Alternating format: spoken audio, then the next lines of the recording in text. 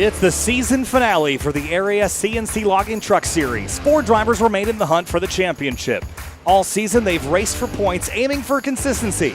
Tonight, though, they position themselves for the title, and consistency goes out the window. It's all about winning and finishing ahead of the other 3 contenders. The goal is clear. You can't rely on luck alone in Sin City. You got to hold your cards close and come out on top all on your own. We're going trucking tonight from Las Vegas. I'm Kyle Heyer, joined by Finney and DeCuna for the season finale of the CNC Logging Truck Series. Finney, welcome aboard. This is the last round of the season, round number 18, 120 laps around this high, progressively banked 1.5-mile speedway. Yeah, can't wait to see who's going to be the one that comes out on top. It's very close. It's a very solid group of 4 coming into tonight. Pretty much all 4 of them have a shot at getting it done. You can see it on the screen there. Brad Slaughter, Ryan Hartz, James Shainwolf, and Colin Fambro all at the top of the order in some way, shape, or form this season in the Truck Series. And we can't wait to see them getting ready to duel it out.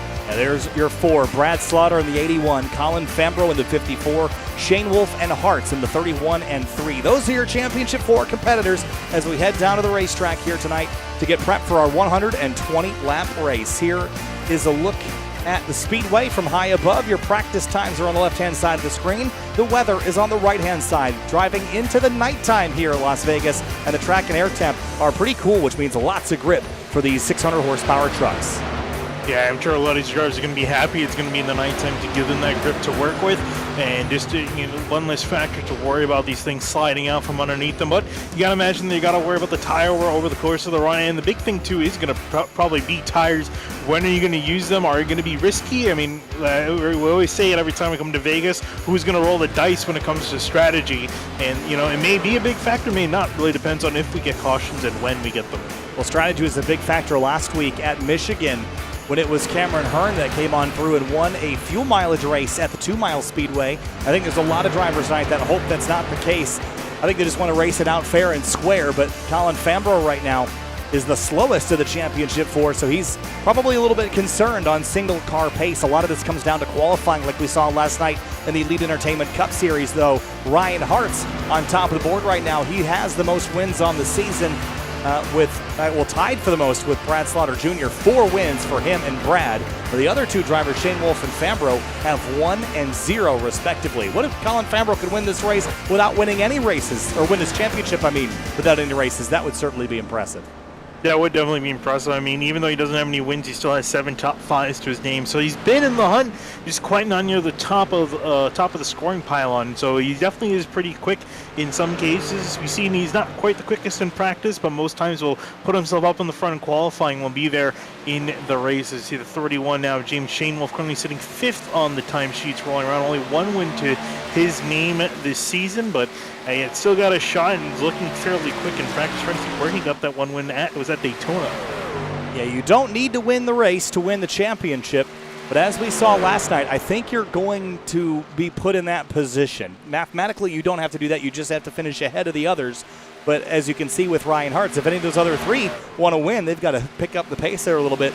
Tyler Hallman and Swerve Irvin, they're 2nd and 3rd in practice here, but we saw last night that practice speeds didn't totally correlate to the speeds that we saw in the race, so we'll have to wait and see here. But 120 laps is not a particularly short race. There's going to be a couple of pit stops along the way, and last night it was green from flag to flag. I think we'll see something similar tonight, something similar to what we saw last week potentially, maybe just 1 or 2 yellows, and that will break up the strategy just enough to make things interesting and potentially leave us with a fuel mileage run like we did at Michigan, and that would be the worst nightmare for a playoff competitor. I can't wait to see these guys get to qualifying to see, who's going to be the one up there. But you still got, we got a decent amount of laps, 120 laps, so if you start near the back, it's not the end of the world.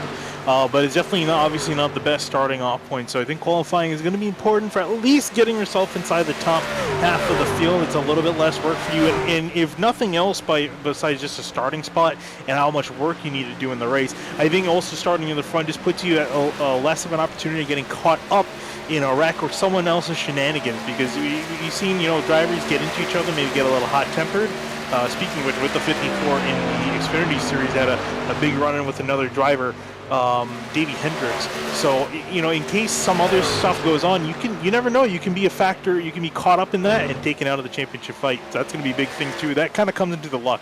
Let's not forget about the other 14 competitors that are out here tonight not going for a championship. They just want to win the race. And those two things are often mutually exclusive because, you know, the championship winner will likely have to win. And one of these other drivers, these other 14 that's not competing for the championship, they might be a little sendier. They might be more aggressive on the strategy or on a late race restart. So you have to factor that in. Tyler Hallman specifically, he just got eliminated last week. So he certainly feels like he could have been a champion tonight. And I think he's going to be a huge factor for the win in this race. So you can't count out those other 14 competitors. The track is not empty. There's still other people out here trying to get the job done. Yeah, and even Cameron Hurd, you look at the 67, he got last week was his 4th win of the season. That ties him with Brad Sauter and Ryan Hartz. Just didn't really have the luck, in the points department. Just wasn't that consistent going through, so he wasn't able to move on to this final round. But I mean, so he's also definitely up in the conversation for getting the win, and like you said, also not in the playoffs. Yeah, certainly he would have been a factor had he made it to the playoffs at this stage. But 120 laps coming up here in just a minute. But we mentioned qualifying. It's not a huge field tonight. I don't think it'll be catastrophic to qualify towards the tail of the field. But like we saw last night with Dom DeLeo in the Elite Entertainment Cup Series, qualifying deeper in the field means that you've got more work on your hands. You've got to use up more of your tires throughout the night to get into that position. You have to be more aggressive on strategy. Track position is difficult to find, especially with these trucks. You're on throttle so much more, Finian, that you're not going to wear the tires out quite as much. You will wear them out, but I don't think you've got as much off-throttle time to play with and not as much to differentiate yourself from the race leaders if you're doing something better than they are. So qualifying will be important. I think you got to be in that top 8 or 7 if you're a playoff competitor. Any further back than that, you're setting yourself up for a long night. Yeah, and that's the last thing you do is want to have a long night ahead of you. You guys cannot wait to see the checkered flag, and obviously you want to be the first to see the checkered flag, at least in the order of 4 that you have on the screen there. But I'm really trying to look through and see who really has got the best shot. I would say maybe Brad Sauter and Ryan Hartz. They've been pretty quick week in, week out, and obviously we mentioned have 4 wins to their name apiece, but you never quite know the way things may play out. Fambro and Shane Wolf, I would say they're a little bit on the back foot, just looking at it purely from a statistical point of view, but you never know. They might have something come their way. They might play the strategy just a little bit better than the other guys. Certainly. Qualifying beginning in just a moment. Fans, be sure to check out areiaracing.shop for merchandise to represent your favorite driver. Shop from our selection of t-shirts, sweatshirts, hoodies, stickers, and more. You can use code HAPPYHOUR for 10% off. Heading now into our qualifying session, and 10 minutes goes up on the board. Drivers will get 2 laps to set the grid tonight. Travis Peckner in the number 28 is one of the first ones to roll off in his number 28 Lead Entertainment truck and heads up onto the racetrack. Now, as we saw with the Cup cars last night, this is a track that is pretty abrasive and it will eat tires up. You can also use multiple grooves, multiple lanes, but with the lower horsepower levels in these trucks, I do think that bottom lane, the shorter way around, isn't going to be such a bad place to go. The flip side of that is anytime you lift out of throttle, you've got less power to get back up to speed, so that outside line will be just as good, I think, as it was last night. Yeah, I think so too. These trucks rely on momentum coming out of the corners, and we see a lot of times it's very easy to defend when you stick up to that outside lane with these trucks, because we talked about it quite a bit, especially in the mile and a half. So not a lot of off throttle time, at least in the early laps. So you're going to see these guys probably ripping around the top lane in the race. It also has a side effect, not quite abusing your tires as much compared to the inside lane. Last night, lap 2 in qualifying was the faster of the laps. Beckner through 3 and 4 now. We'll see what lap 1 holds. This young man across the line for the number 28. 30.729 is his first lap. Brad Slaughter Jr. comes out of turn number 4. He's beginning his flying lap. And he's tied for most wins on the season. And if he gets one more tonight, he will be a champion. Pretty much definitely one of the favorites coming in. Going to see if that's going to place him to the top or near the top. Sorry, near the top of the timing sheets. Up real high in 3 and 4, setting up for fast lap 2, I'd imagine. Out of turn 4 and across the start-finish line for Brad Slaughter Jr., one of our playoff competitors. Ryan Hartz goes 4th quick.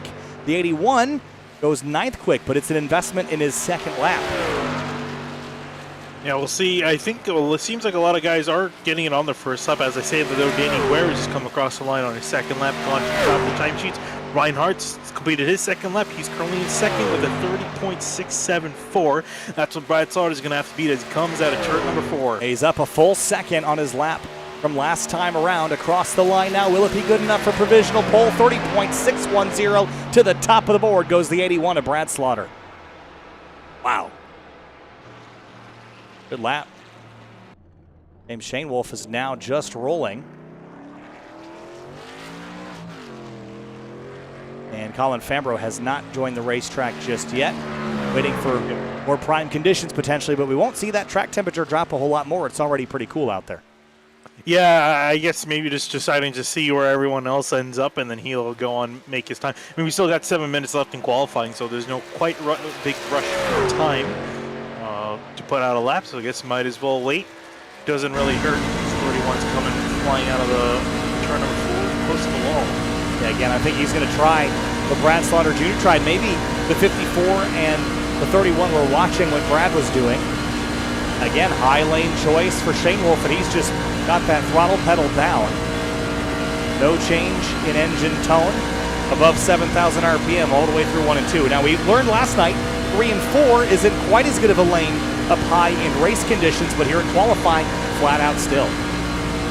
And it's going to be key to hold that momentum build up and coming out of turn number 4 now. And now where the money is going to come as he comes flying across the line. Obviously going to disregard that lap. Now is the money lap for the 31. To turn 1, Kyle Sieg jumps up to 6th. But Shane Wolf now to the bottom of the racetrack will drift up onto the outside on the backstretch. Kind of stays middle track, letting the car kind of naturally find the groove. And to the bottom in 3 and 4, he's going to get right down to that white line. He's up 0.7 seconds. Not sure it's going to be good enough for pole, but it might be good enough for second or third. 30.635, second place for the 31. And as he comes across the line, Colin Fambro out on the track now, rolling through 3 and 4 to complete his first time lap. See where he ends up. His competitors are 1st, 2nd, and 4th, so he's going to want to hope he can try to get close to him. 30.798 on the first lap. That's going to put him in 12th. He's going to have to hope for a better lap. Yeah, he ran a little lower line than the others on lap number 1 and drifts up a bit off the bottom groove in turn 2, so a slightly different line for the 54, maybe hoping it can carry a bit more speed than the others at the detriment of running a slightly longer lap. You see him a couple feet off the bottom of the racetrack. This is a very different line here, and he's only up about 1/10 of a second, but it's going to be good enough for a 30.6 something. 30, ooh, no it's not, 30.810, and that's only 13th quick for Colin Fambro. That is a disastrous qualifying lap. And then you can see him hit the wall too in frustration. Not going to be happy, man, because he's got a lot a big hole to climb out of, starting all the way pretty much from the back. And we still got more guys to qualify. Paul Irvin, we know he's fairly quick. Saw him quick last week in Michigan. Unfortunately, he wasn't able to be one of the competitors to move on to this final round of the playoffs, but looked really quick in practice. See if he can extrapolate that to qualifying as he's about to complete his first time lap. Paul Irvin across the start-finish line, 30.31, 398. Again, lap 2 is the investment. Burns in really early, didn't even go all the way out. You're not going fast enough to really require arcing the car in. As if you had another extra 10 to 15 miles an hour straightaway speed. Look at that, kind of qualifying like a super speedway almost, yeah. Yeah, very interesting line. Typically, you feel like you want to go all the way out to the side and then turn back in. But again, with the way these trucks are and the amount of throttle time you have, I guess you kind of have to drive like a super speedway, so it's not too unorthodox. Across the line, though, 30.6. Ties. In second. Ties Shane Wolf, 30.635. Second. Yeah, 30.635. Well, actually, it is by 20. It comes down to the thousandth there. 0.0. Actually, it's into the tens of. Nope. That's the tens of thousands. Tens of thousands, yeah. 0.024 back from Brad Slaughter. Shane Wolf 0.025. And there are your qualifying competitors. A couple of drivers on the racetrack right now. But fans, be sure to subscribe to the Area iRacing Twitch channel. For only $5 a month, you can watch all area broadcasts commercial-free. You can also use new Area iRacing emotes in the chat. You'll also earn double channel points as a subscriber that you can use to redeem for free merchandise. That's twitch.tv/Area iRacing. Matt Cochran comes across the line, and Charles Kaneda in the number 97. This is a name I haven't seen the last couple of weeks here. He is down in turn number 1. Cochran into turn 3 on his final lap. See if he can try to disrupt the playing order here at the very end stages. At the very least, you'll see if how much further of a hole Fambro's going to be put in. And 30.668, good lap time. Ooh. That'll put him up into 6th and shove Fambro down to 17th. Nita on lap number 1, a 30.919. See if he can try to upset the order. He's a little bit high in 1 and 2, so I'm not quite sure if he's going to be that high up the order. We saw really pretty much to get to the top spots, you really need to have the truck running on the white line. It's a much better run in 3 and 4. Forcing the truck down there should be a decent run out of here. Where is he going to end up, though? 30.863. That's good enough for only 18th. Yeah, Fambro back, as the doctor just mentioned, it's going to place him firmly back in 17th, and you can see visually on the, or as it was there on the ticker. Oh, let's turn it back on. It's a long way to the front. We're not exactly telepathic, unlike what a lot of people think.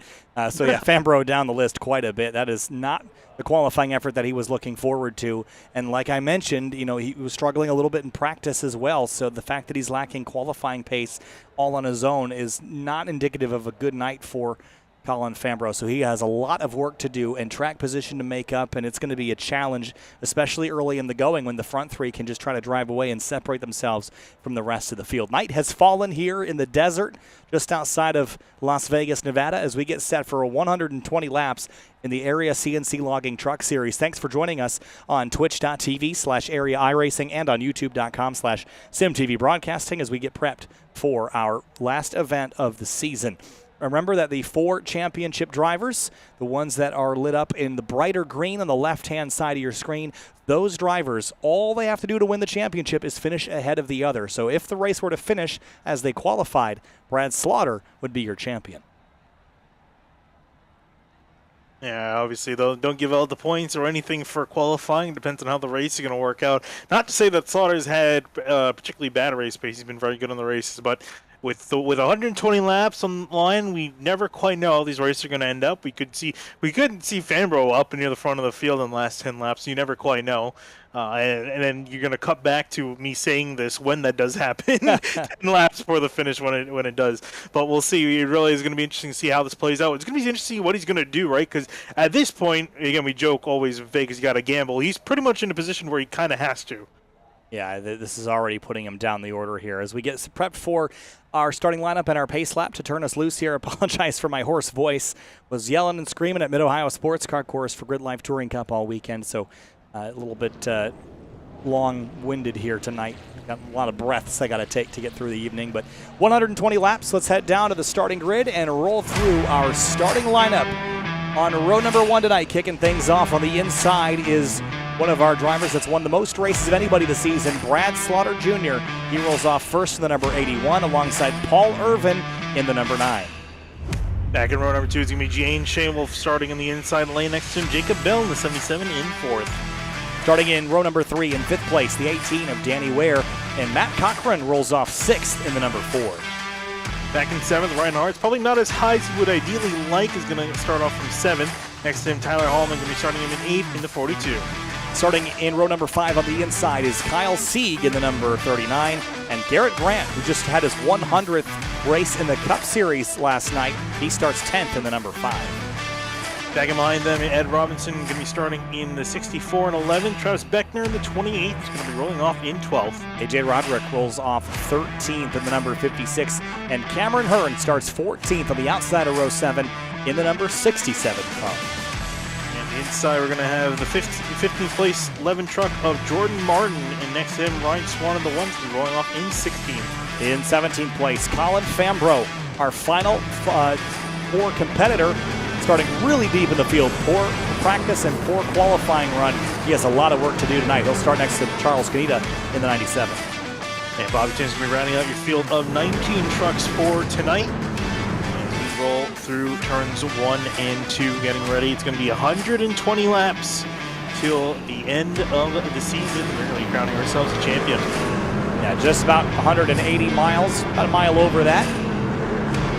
This race, if we go green from start to finish, which is a distinct possibility, will be 1 hour and 1 minute, which means on the East Coast it'll be just after 10 o'clock, probably closer to quarter after 10, and we will crown a champion in the area CNC Logging Truck Series. Brad Slaughter Jr. in the number 81, the drivers with the green spoilers and splitters, with the exception of the 28 of Travis Beckner. They are your playoff competitors, and it's time to go racing in Sin City. 120 laps to decide a champion. Who will finish ahead of the other? Who will claim the trophy? Green flag flies, and we're racing in Las Vegas.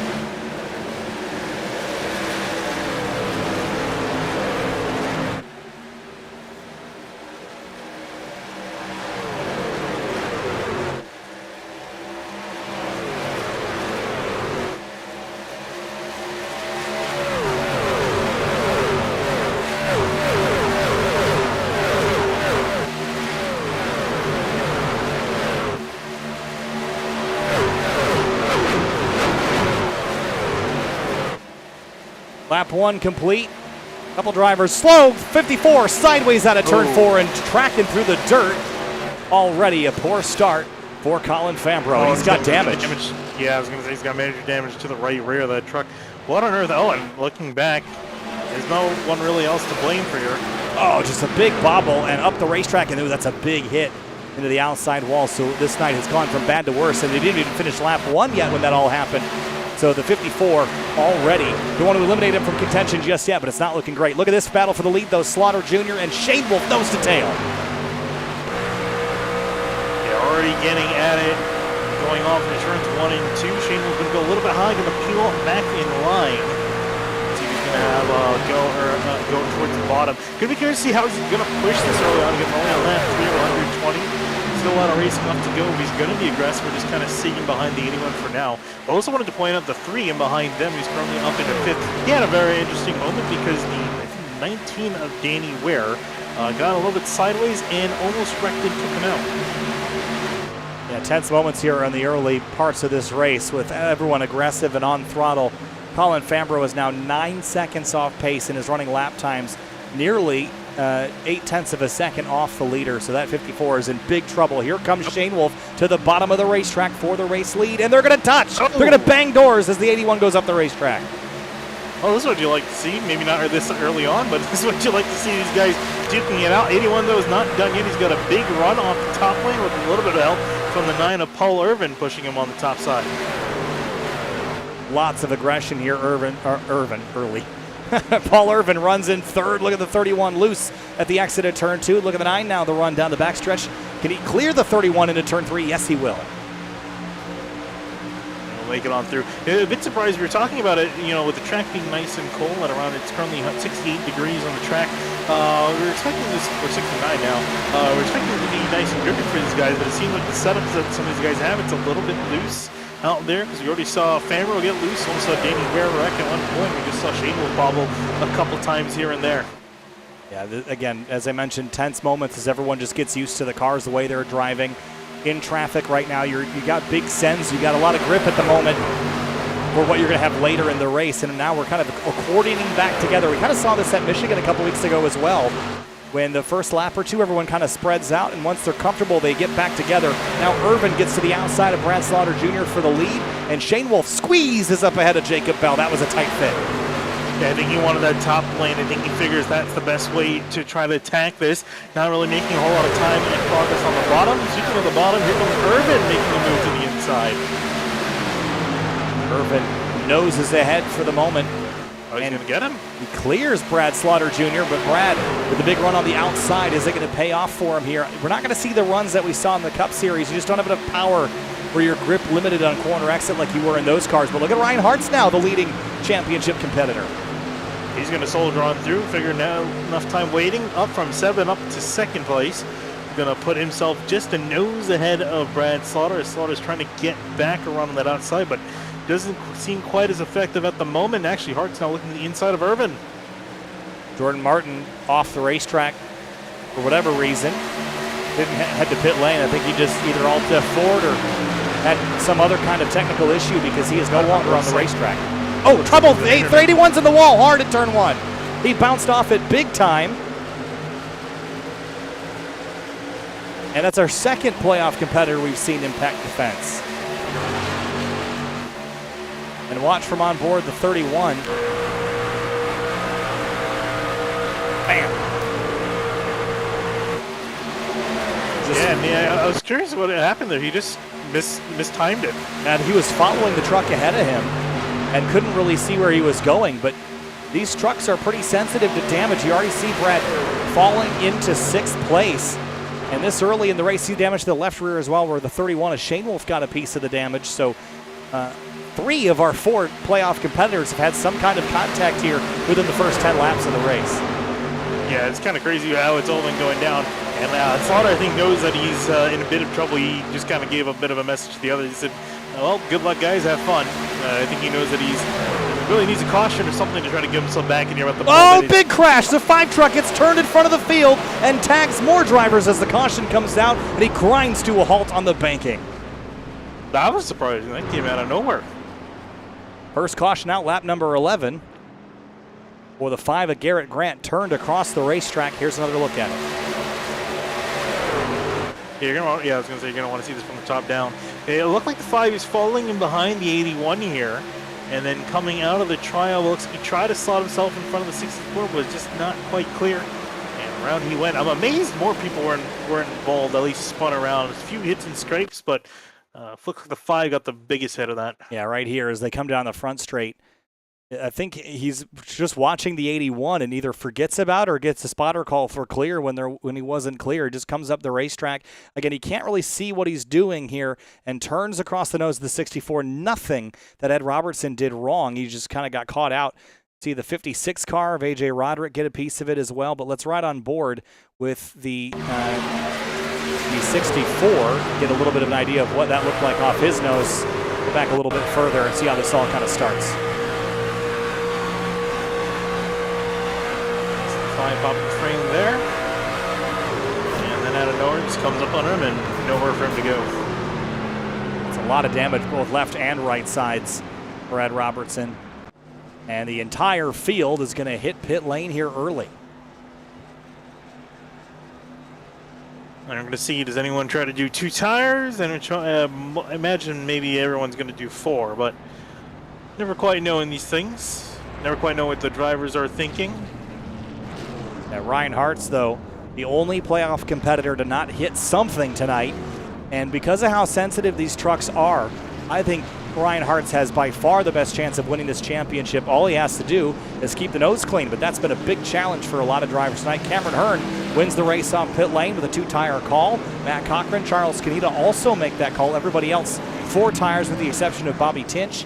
So it looks like 4 drivers took 2 tires, but Tinch came out 7th because he was at the back when he came in.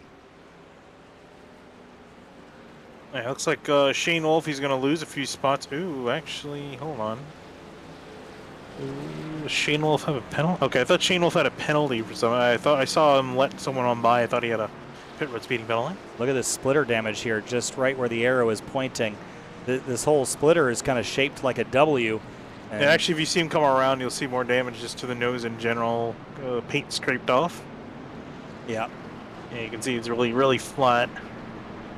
Yeah, and again, these trucks are really aero sensitive, so that's not going to be great for Shane Wolf. This came mostly, I believe, from the contact that he had with the 81 of Brad Slaughter Jr. when he hit the wall. Now, Brad has come to pit lane for a long time to try to repair some of that damage. The left rear's banged out a little bit. The right front, though, look at the amount of damage that splitter has. It doesn't look like a lot, but it really is. The whole right side of the hood is crinkled up here as well along that line. So, and the whole right side of the truck torn up. Yeah, it didn't come back down again, so I imagine he's got it fixed as much as he can. And there we see Colin Fambro. He actually spent even less time, only 33 seconds down on pit lane to fix that truck up. So I guess that makes sense because he really only got, I think, mostly cosmetic damage to that right rear and maybe some more to the right front. But looks like he's got that fixed out. Well, looks pretty much as good as he can. Yeah, it looks similar to what Slaughter's got. So we'll see. You know, that worries me because Colin was pretty far off pace when he got that damage. I know he fell out of the draft, which is pretty significant in these trucks as well. But not a great way to start off the final playoff round. Ryan Hart's sitting pretty, but even he fell a couple spots here in the pits because of those that went 2 tires. I like that 2-tire call at this stage in the race. Probably not worth putting 4 on at this point, but Cameron Hearn taking aggressive swings at it. He still has a chance of walking out of the season the winningest driver on the year, even without a championship chance. I'm sure he's definitely going to do the best that he can to try to get that stat, just to kind of show that he probably should have had a shot. Unfortunately, again, like I said, just didn't quite have the consistency in these playoffs to continue on to this final round, but it definitely has the pace. So we'll see if the 67's got anything on this 2-tire call. 1 to green now. Fans, be sure to check out areaiRacing.shop for merchandise to represent your favorite driver. Shop from our selection of t-shirts, sweatshirts, hoodies, stickers, and more. Use code HAPPYHOUR for 10% off. areaiRacing.shop. So truck's going to re-rack and restack and go for another go at this here. Really aggressive opening stint. And we've learned a lot already about how these trucks are going to race. It will be a wild night if they keep going like this. Yeah, it really will be. You never quite know what's going to happen, especially with the order shaking up in general and in regards to the playoff drivers. They're all kind of scattered throughout the middle of the field. Not so much the top, highest running of those drivers is Ryan Hart's currently sitting in 5th. So we'll see if he's got anything to get to the front, if he's going to kind of freight crane around these guys that only took 2 tires, or the guys with 2 tires in the front, if they're going to stick around and potentially mix up the order and fight with the leaders. Pace truck going to make the hard left and turn off onto pit lane. Cameron Hearn, Cochran, Irvin, Kaneda, Bell, Hart, Sieg, Swan, Roderick, and Ware are your top 10. Leading playoff contender is Ryan Hart's in the number 3 in row number 3. And we're racing again at Las Vegas. Green flag back in the air.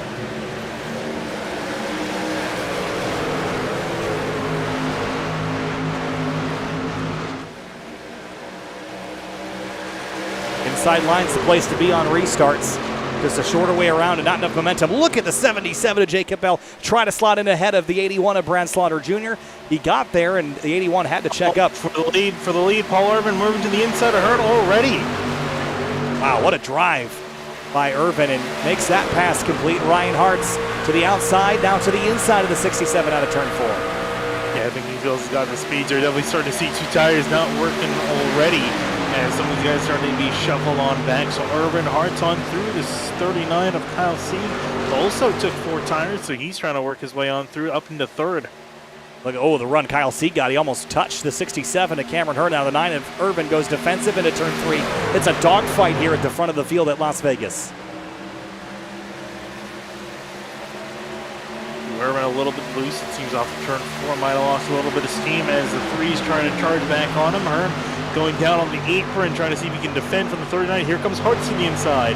Yeah, really good run for Hartz on the front straightaway, and he will go to the lead and clear the number 9 and slide up on exit. Ryan Hartz takes the lead away here in Las Vegas, but no, here comes Irvin back to the inside. He's not going to give himself a little fight. He's going to fight the 3 forward, and I think Hartz is going to kind of realize that now, as he almost got put 3 wide. 39 trying to look to the inside, not quite there. Hartz will cut him off. On board now with Ryan Swan in the number 1 truck, following the 67 and the 39 of Kyle Seek. The Night Owl truck ahead. Look at the slide that Ryan Swan had. He had almost lifted out of the throttle because he got so sideways.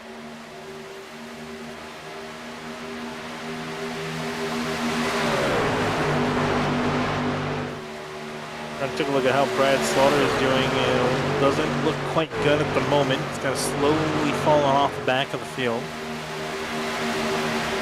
Yeah, the pace isn't there. It's really similar to what we're seeing out of the Colin Fambro. It's just if your truck isn't perfect, that's a performance that you've lost. Look at the 67 now. He's holding on pretty good. I know he's lost a few spots, but he's still able to kind of move the truck around a little bit. I know he's fallen backwards, but on a very short run, if you get a good restart, I don't think this is a terrible strategy call.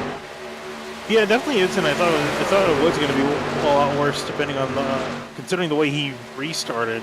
Thought he was just going to continuously drop back, but it looks like he's kind of minimized the damage. He came in to the pits in 8th, so he's still net 4 positions.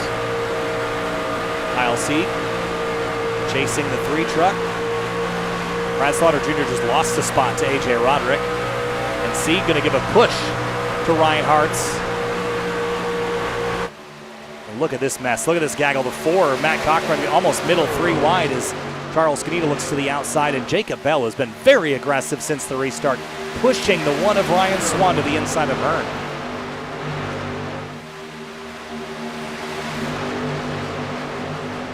Big push off the apron there, kind of bounced off the inside. Ooh, and a big wiggle from Hartz up ahead that's going to kind of hold the guys in behind him a little bit up. C with a bit of a run. Thought about looking off into turn 3. Hartz cutting him off. A lot of trust for C on Ryan Swan there to just turn left and hope that the 1 truck wasn't going to have a fender inside.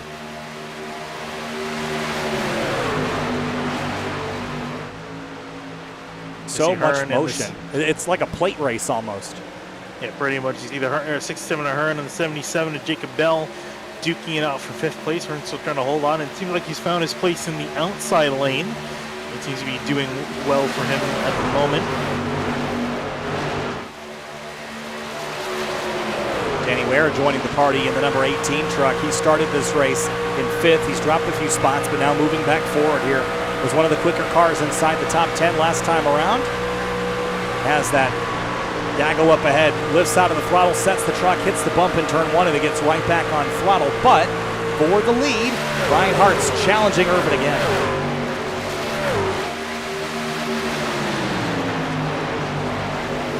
And I'm really curious what Hartz is going to do here. I'm sure he knows that his other 3 competitors have got anywhere from mild to pretty severe damage to their race truck, so I'm curious to see if he's going to play this more aggressively, or because he knows that they're all in the back foot, if he's going to be maybe a little bit more conservative.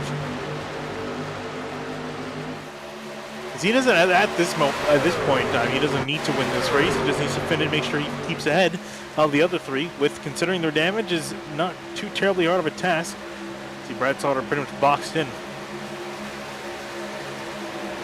Great battles happening all around the racetrack right now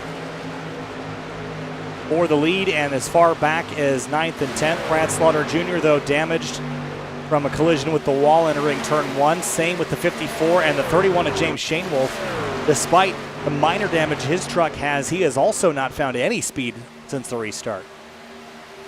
Yeah, I'm surprised that he hasn't kind of gotten up there, and I guess that's showing that Brad Slaughter's truck isn't too terribly bad. He is starting to catch back up to the leaders, so Slaughter is not completely out of this just yet. Irvin leaving the inside lane a little bit open. Hartz doesn't quite have the momentum to take over the spot just yet, though. A little bit of yaw. Wow, Irvin's loose through turn 2. Yeah, quite a few of these guys are a little bit loose just by the way they're kind of forcing the truck to turn and rotate. You got to be careful because it's very easy for that rear end to come around when you force the truck to turn, like some of these guys are doing.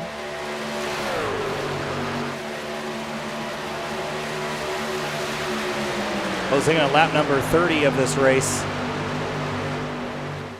1/4 mark. Hartz sticking to the bottom a lot better. He got those left sides right down to the apron. But we don't see the maneuverability like we saw in the Cup race last night. You can't rip the high lane and rip the bottom lane once the tires start to wear in. You just got to kind of get the truck down to the bottom and carry as much speed down there as you can. Yeah, for Hartz, it looks like he's trying to make sure he gets the nose a little bit of clean air to help him rotate and then get in line to get some slipstream down the straightaways, but he's not quite have enough to make a move at this point. Cameron Hearn drops a spot to Brad Slaughter Jr., who now becomes the 2nd highest playoff runner at the moment, but has a big list of drivers to pass to get up to that front of the field, and where Ryan Hartz is battling for the race lead. Remember that the championship is decided by whichever one of those lighter green on the Tinker drivers, finishes ahead of the other. Hartz has quite the gap on the rest right now. Yeah, Slaughter was making some progress, but he's a little bit back. So it's kind of hard to gauge whether or not his truck's in an okay condition or if it's still in poor condition. Definitely a lot better than it was before that caution came out, but he might need to make some more repairs. To the bottom. Hartz with a good run here through 3 and 4. He's got some overlap on the 9 truck now.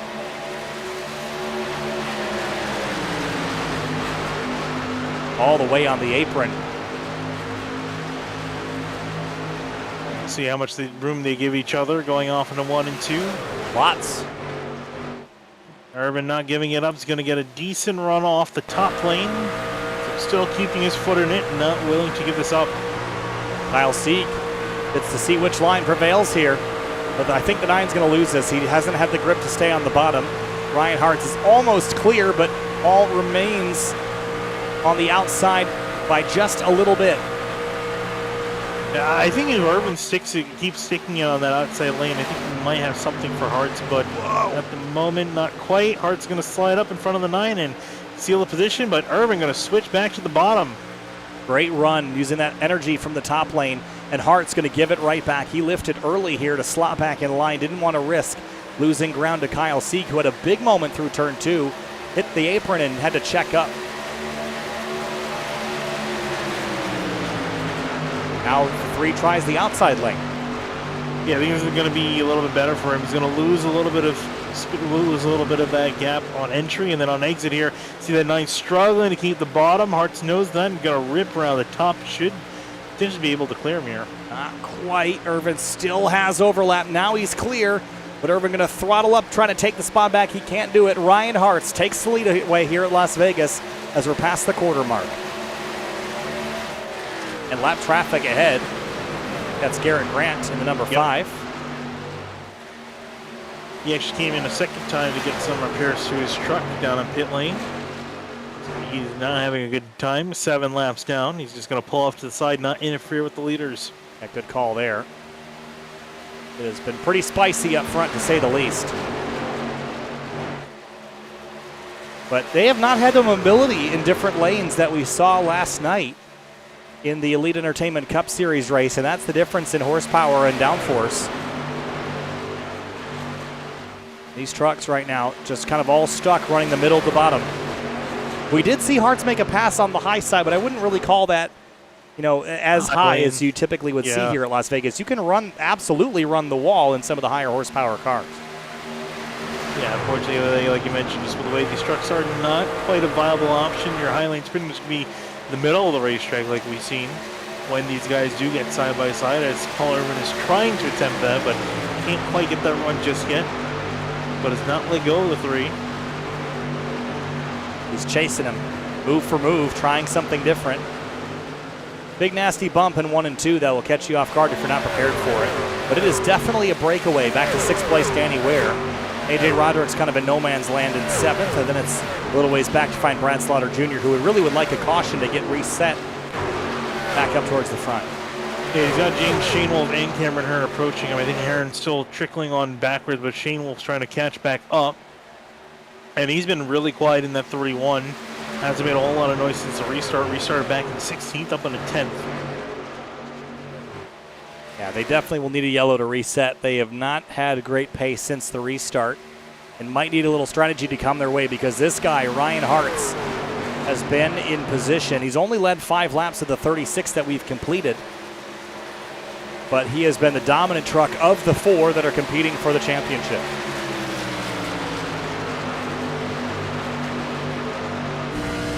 Look in the mirror. Every other driver on the racetrack is behind him right now, and that's what he wants to see.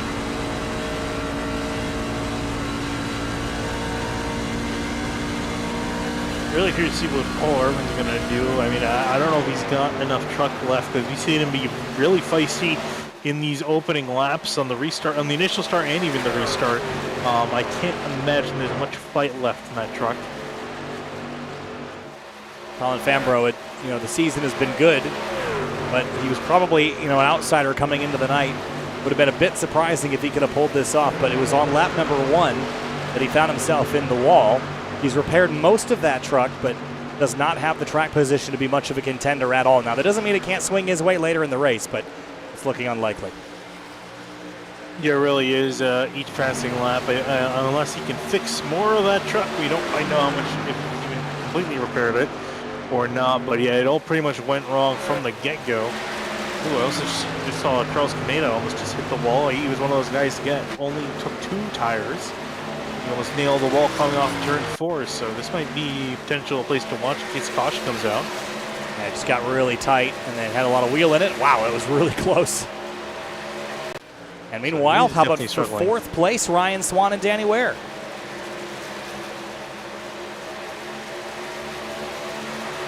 It was a really good comeback for Danny Ware. Almost wrecked it coming off turn 4 on lap number 1. Marched his way back up the order after dropping to around 12th or 13th. So trying to make a move on the 1 here, but Swan fighting on that bottom. Outside lane, carrying more speed than the inside. It's working for the 18.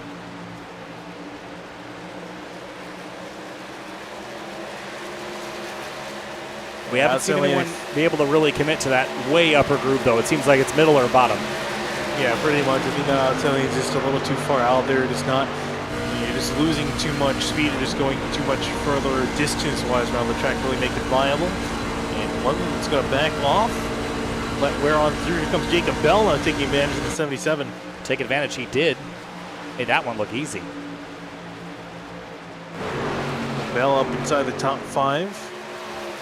And Swan out of it. Cameron Hearn, James Shanewolf, and Brad Slaughter Jr. fighting for positions. This is getting dicey between the 2 playoff competitors, the 31 and the 81.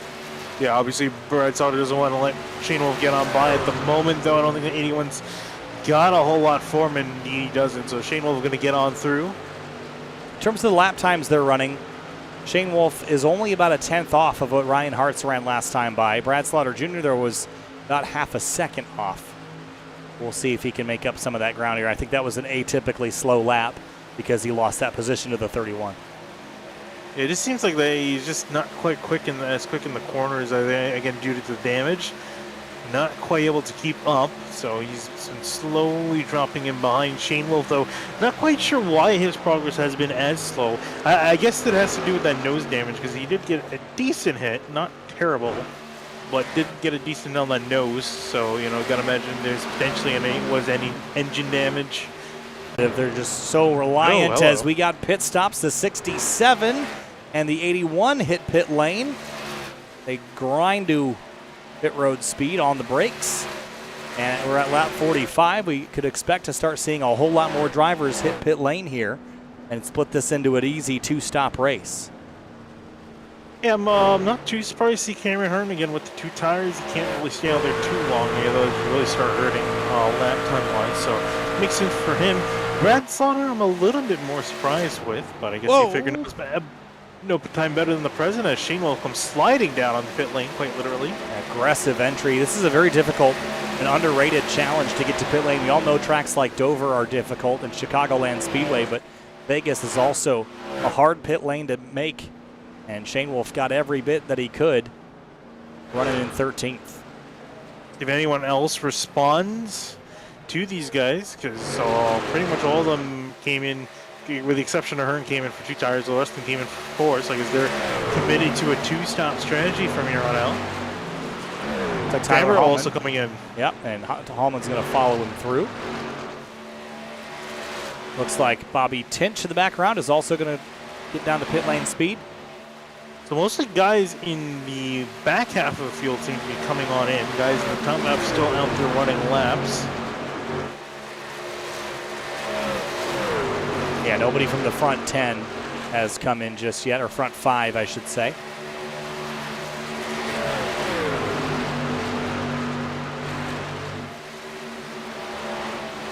There's some lap traffic here now, but some of these trucks might have better tires than them, so you have to be real cautious as Irvin and Sieg work around the 64 of Robertson. That was a little dicey there, actually. Travis Beckner on pit lane. He's in his box already.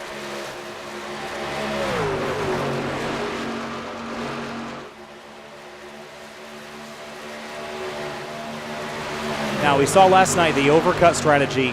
Some drivers played, wow, the 28 struggling to get into the box. We saw some drivers play the overcut strategy but wait way too long. They waited far, far too deep into the next run and could never make up the track position that they lost on the front side of the run.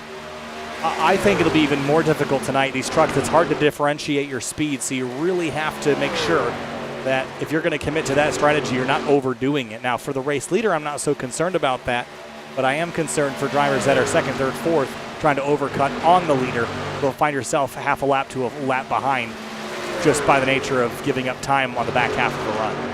Yeah, I'm curious to see what the undercut's going to do for some of these guys that came in already, because the lap time fall off is about 1.4, 1.5 seconds from their best at the moment. That's with the way they're running now, and that's only going to get, that delta's only going to grow the longer these guys stay out here on their older tires. So it'll be interesting to see if they're, if they're going to plan.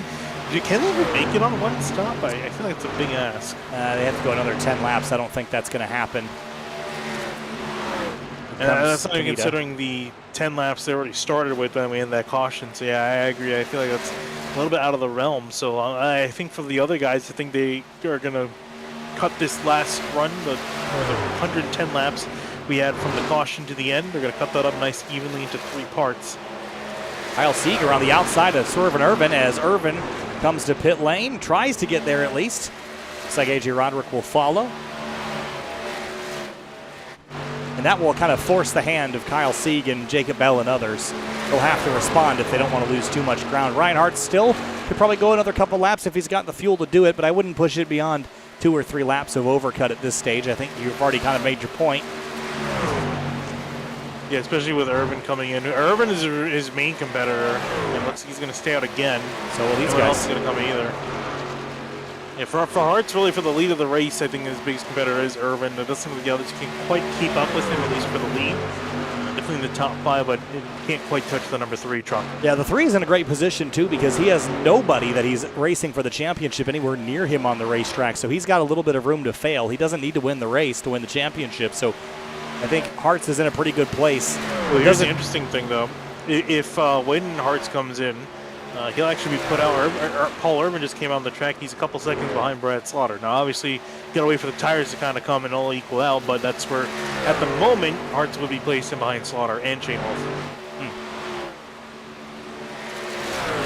That will be interesting to watch. Working lap 54, closing in on halfway here. About 35 minutes remaining in this race. This race has gone by very quickly, only 1 caution. It's shaping up to be pretty similar to the race that we saw last week in Michigan where we had 1 or 2 yellows to kind of break things up, but otherwise it's a straight on run.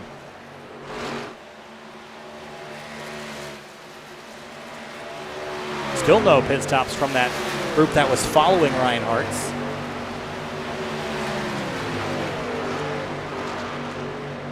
There's Brad Slaughter Jr., Cameron Hearn. Yeah, this is one of those things where you kind of wonder, who's picked the right call or who's made the right call. You see Paul Irvin now working around Shane Wolf. About an 8-lap difference in tire life there.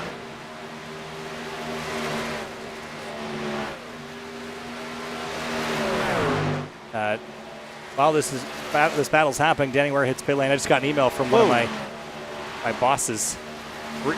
Alpine Horizon Travel, our next Grid Life event. Read this or I will make you sleep outside.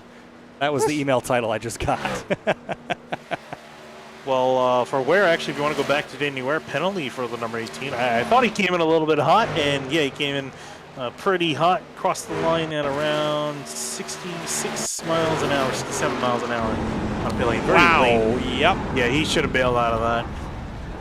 Yeah, he was way over speed there. So that will not work out for him. He'll have to serve that penalty as we go back up to the battle for second. And when will Hartz make that pit stop? Again, he's running a long time and going to fall right back into the clutches of Brad Slaughter Jr. once he makes this pit stop.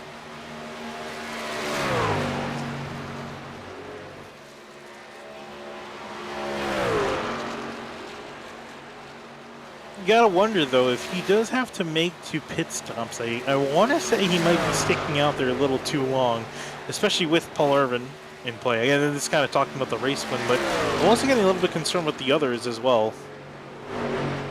Because Irvin has still yet to pass Brad Slaughter.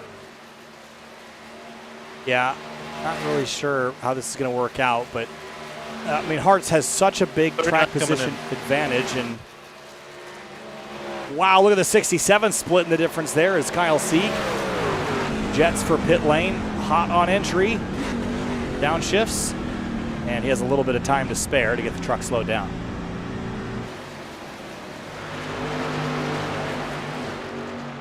On Fambro, still running in 11th. Still has a couple positions to make up. Again, he kind of short pit, hoping that that would be the play. But what is this?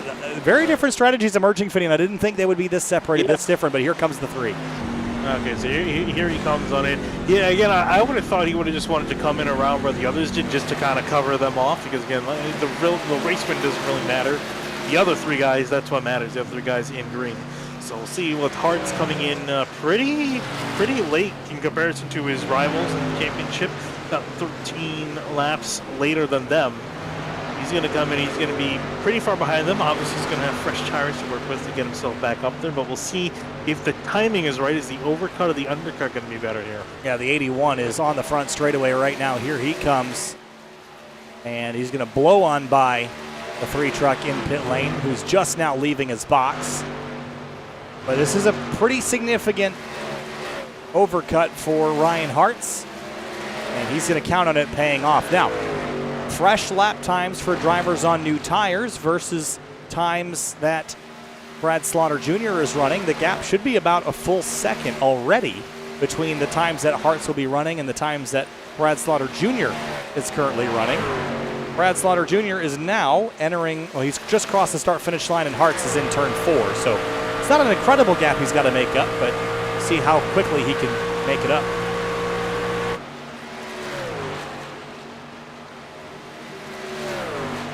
As we hit the halfway point of the race and make our way towards the latter half of this, fans, be sure to visit our sponsor, Swift Lifestyles, for clean supplements that help improve your focus and gaming. Use code AREA iRacing for 15% off your entire order. We'd like to thank Swift Lifestyles for their support of Area. Ryan Swan on and off a pit lane in the number 1. I could use some supplements for improvement in gaming. Get my iRating up. Yeah, I need to get my iRating up. You already got your iRating high enough from farming. 3 years ago. A farmed MX-5s and rookies. Got to like 4,000 something iRating. And I will never race officially again. Think I'm joking. Ryan Hartz. Ryan Swan coming in, that's going to cycle everyone back out pretty much. We say cycle out, it's been a long cycle. It's been a 18-lap cycle of green flag pit stops with some of the leaders coming in on one end, some of the other leaders coming in on a completely different end of the spectrum. So everyone is kind of all over the place on strategy with halfway in. And they expect pretty much everyone else to come out down on pit lane. So there is Brad Slaughter, and there is the number 3 truck of Hartz. They're about a straightaway apart, and that gap is coming down pretty quickly. And again, Hartz is leaning on the fact that he's got way fresher tires and running about 0.8 of a second quicker than the 81 of Brad Slaughter Jr. every single time around. Now, that gap is going to equalize, but it's going to take it a few laps around. I'm not, but again, I think this overall worked out for the 81 though, because even by the end of this run, he's not going to be 15 seconds back like he was before. No. Because they are going to have to come in again. So, I mean, it's going to potentially put them equal. It's going to be close. Still think the Hartz is in a more favorable position, but it's not quite black and white. He's in the favorable position for getting back in front. I just don't think it, like the 81 and the 31 made up huge gains. Especially compared to everybody else on the racetrack. I liked that call for them. Yes, they're going to lose the spots to Hartz in the short term, but it will set them up much better for the very end of this race if this goes the way I think. And here's the battle for the lead, by the way. Paul Irvin working his way on through.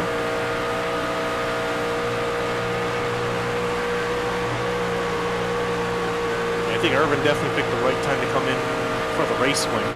I honestly kind of finding it hard to see if Hartz would even catch back up to the 9. He's only 4.6 back now. He's still gaining. Well, now he's only gaining about 3 or 4 tenths a lap to the 9. Yeah, he's starting to fall off fairly quick. as he gets around 31 of Shane Wolf. Yeah, I'd have to imagine that he just learned big time that he doesn't want to try that strategy again. Brad Slaughter Jr. still 2.5 seconds clear of him. And the 81 was about, 8 or 9 positions behind and 8 or 9 seconds behind before the pit stop sequence. He'll catch him and he'll pass him, I'm sure, but the 81's going to be right there with him. Yeah, I'm curious to see when Brad Slaughter's going to come in for his final stop, and really pretty much everyone else in addition to that, because they're about 20 some odd laps into their run. Hart's is only 8, so big difference there as far as where they're going to pit. And I'm curious to see how much Hart's is going to stick out if he's going to try to do an overcut again. Yeah, if you do the math, they're going to come in probably around lap 80 to 90. I don't think they'll go much later than that. But if Hart stays out as long as he did, he would be pitting around lap 100, and that doesn't leave him a whole lot of time to make up any ground. So he's going to have to cut the stint short unless he feels like the overcut's the way to go, but kind of putting yourself in a box, having to drive back up there, and we're seeing he's been able to slowly get up there, and he should be able to get up there, but it's been slow progress. Yeah, again, it all comes down, I know he's going to pass the 81, that's all he has to do. But just relative positions of where he is on track to the 81 versus where he was, even when he gets by the 81, he's not going to put a half a lap on him like he had before. I have to think this was a pretty big misstep by the 3 in terms of strategy tonight. It might not be that catastrophic for him, but it really depends on how the second round of pit stops is going to play out. If the 3 decides to overcut again, if he tries to overcut again, he might be putting himself in a box he can't quite crawl out of. But there you see, pass for the championship position there. The 3 overtaking the 81, not quite contest. Yep. I mean, hey, look, he has gotten the position back, and that's all that matters. He still has a tire advantage, which is all that matters. So maybe calling it a misstep is a bit of an overstatement. But again, the 81 and the 31, they did a great call that gained them a ton of track position. And I know they've got another 10 to 15 laps on this run, but now they're 4th and 5th. They were 8th and 9th before. And significantly behind, too. They're running about 5-6 seconds behind Hartz, and now they're pretty much right in with him. So I definitely think their call was the better call, as you mentioned, is making up a huge amount of time on the 3. Only about 10 laps away. Chase down. Yeah, and Hartz go to the end. And Hart's trying to catch now back up to Cameron Hearn, who's running in 2nd, and Paul Irwin, your leader. Man, Cameron Hearn, had he not been eliminated from the playoffs, he'd be in a great position right now. I'm sure that's exactly what he's been probably thinking this entire race. And last week when he won. Yeah. Definitely, again, it's that consistency that really, I think, put the nail in the coffin for him. Just wasn't quite as consistent. Getting that 21st at Martinsville and the 24th at the Roval didn't quite fare him well. That hammering you hear is the nail in the final coffin. What race is that? It was Gateway? Ross Chastain? Maybe? Or is that the wheel is still imperfect? I have no clue. The wheel is still imperfect!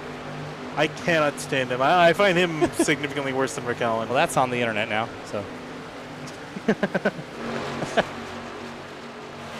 All right, working lap 74 of 120 now. Down to the final 25 minutes of racing from Las Vegas Motor Speedway for the CNC Login Truck Series finale.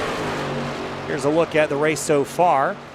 47 laps remaining. We've had 1 caution on lap number 11 for car turned sideways. That was Garrett Grant. Had 5 different leaders and 10 lead changes. It's been aggressive at the front, but a lot of that was pit stop related. And here comes the 3, as you mentioned. Taking a move on the 67. And not too much of a fight at 67. He's on the later half of his stint, 30 laps in.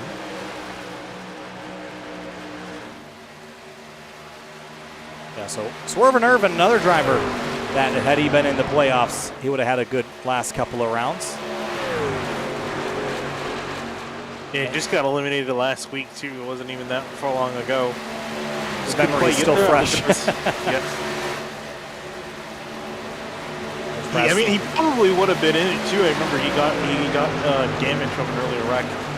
couldn't quite recover after that. Oh no, sorry, it was on a restart, if I'm not mistaken. He got damage on a restart. The guys checked up, and that just pretty much put the final nail in the final coffin. Here's Roderick and Shane Wolf had a really close moment here in 1 and 2. It looked like the 31 held off that spot for a little while longer at the very least. As Ryan Hartz is there on Paul Irvin.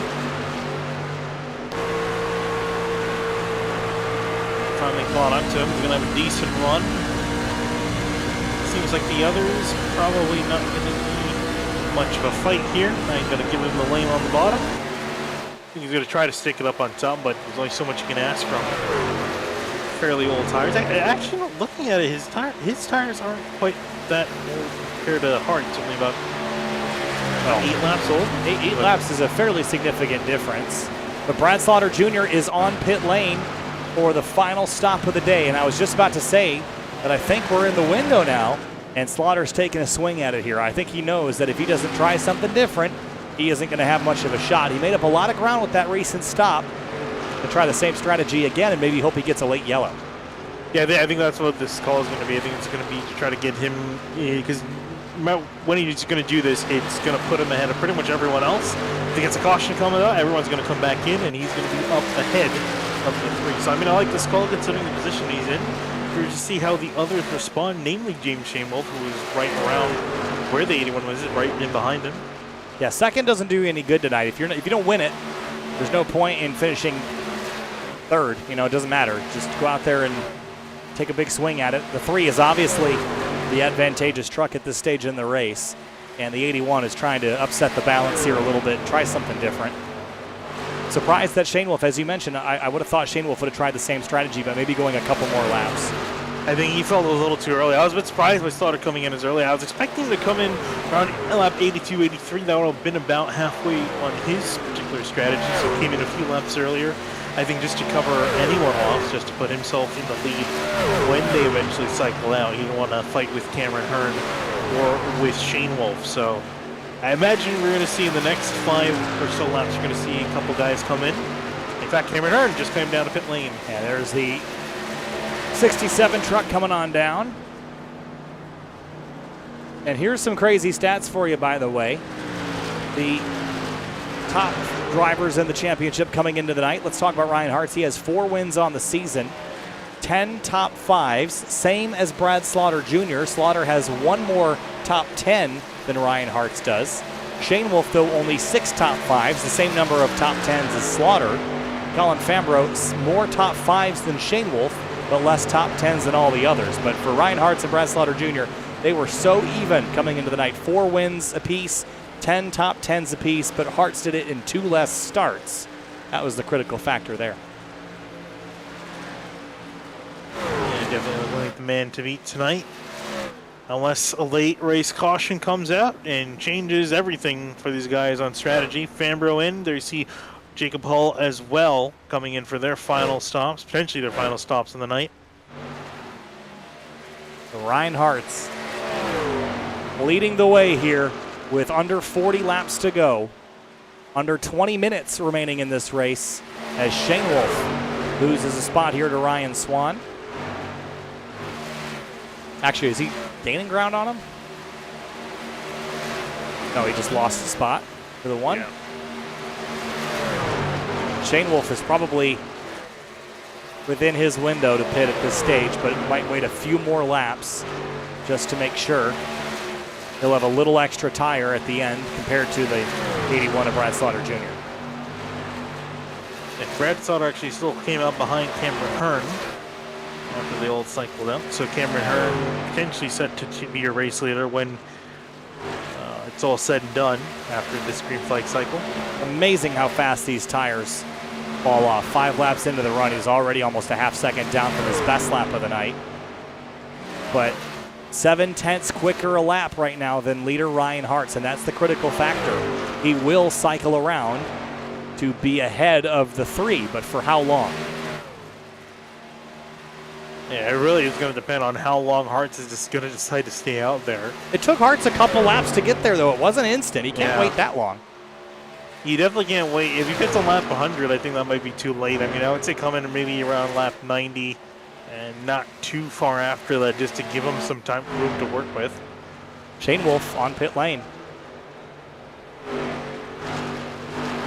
This almost seems like a Goldilocks distance to me, but it also could be too indecisive to be too good one way or the other. Too early to be in Ryan Hart's position and too late to be in Brad Slaughter's, but that could prove to be useful later.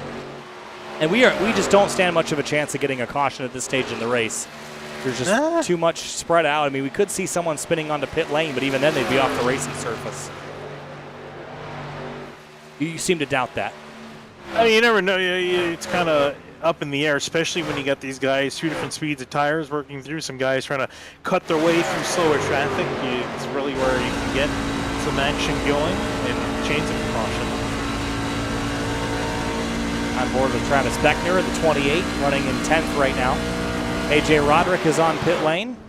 Bobby Tinch is leaving pit road. Charles Canita is in his box. Or coming down. Yeah, here comes the 9. And this will really force the hand of Ryan Hartz, because it took Ryan, what? I mean, that was at least 15 laps to catch Paul Irvin. Yeah.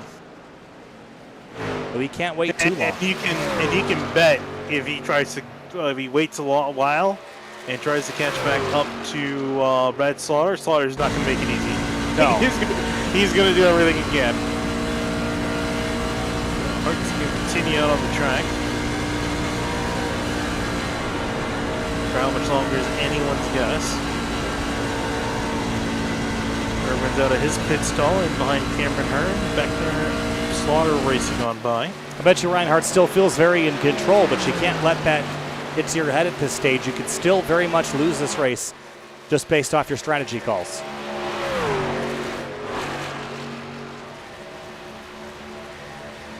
Ryan Swan in his box.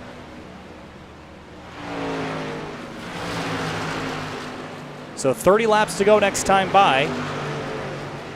That means if Hart stays on another 10 laps, then I would really be doubting that he could come up and at least pass Paul Irvin if we're talking about the race win.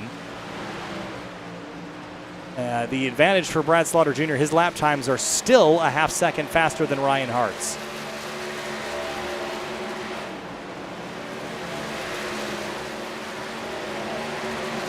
Yes, I'm actually just looking back to see how long it took Hartz to pass Paul Irvin for the lead.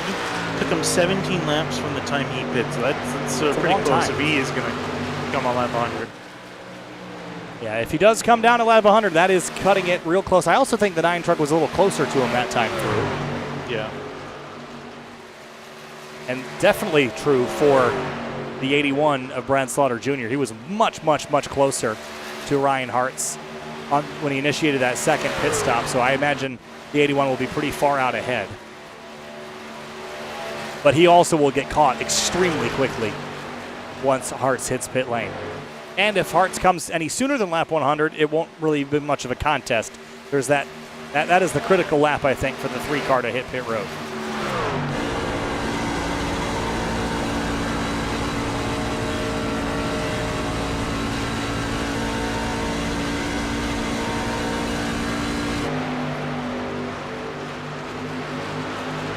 Getting closer and closer to the end of this race. Fans, be sure to subscribe to the Area iRacing Twitch channel for only $5 a month. You can watch all area broadcasts commercial free. You can also use new Area iRacing emotes in the chat. You'll earn double channel points as a subscriber that you can use to redeem for free merchandise at twitch.tv/Area iRacing. Here comes the number 3 onto pit lane. And this is an earlier stop than we were expecting, Finian, and I would say that this is a good time to come for Ryan Hartz. Yeah, I was going to say, I don't think you really want to wait too much longer. There's no real reason for him. I mean, again, even to win the race, he just wants to try to cut off Paul Irvin. I think is his main competition, just to be out in front, and then obviously racing Brad Slaughter and James Shamewell. So he's going to come on in, get his service, and get back out there. Going to now chase him down. I also want to know, Brad Slaughter, he had a little bit of a close call when he was approaching past the pit lane. Kyle C came down right in front of him, almost took him out, almost got his caution. haven't looked at that. A lap ago at the stage. Yeah. It was when you were reading the sponsor, doing the sponsor read. I didn't want to cut you off. Must have been either this lap or the previous. Let's go back one more time. Here we are.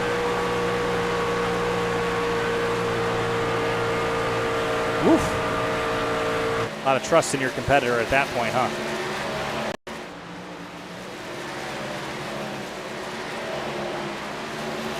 Wow, that's a big speed difference between those two, but he made it by. And he is ahead of Paul Irvin, not by very much, but the critical thing is that he is ahead of Ryan Hartz. But for how long? It's not a huge gap this time. Hartz came to pit lane a lot earlier than he did the last time around, so the difference is only about half a straightaway, and there's still 25 laps to go. Now Brad Slaughter really needs a caution flag to get himself in position.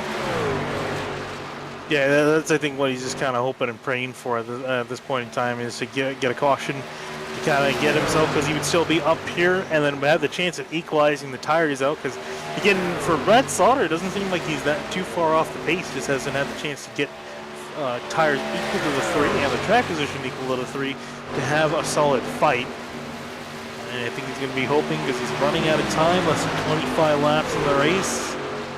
Here's a chance for a caution and get these guys side by side, 67 and the 4.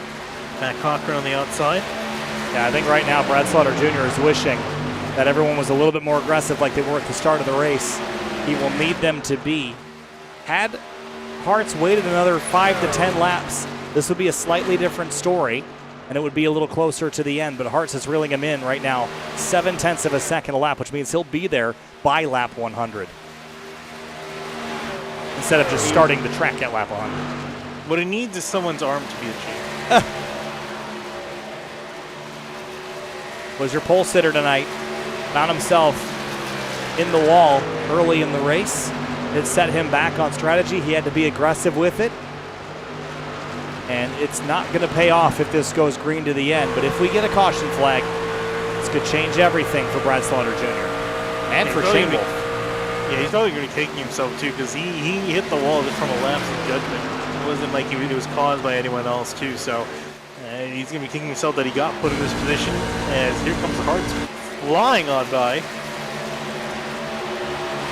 As we saw last night, I mean, this is the same thing that happened in the Elite Entertainment Cup Series race with Jake Nichols pulling the overcut, and it just worked out. And now all the 3 has to do is set sail.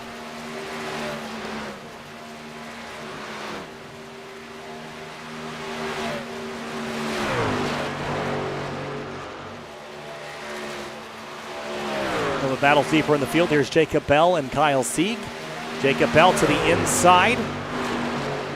Sieg going to give him the space. Jacob's on fresher tires, and he will go right by. Big slide for Kyle Sieg.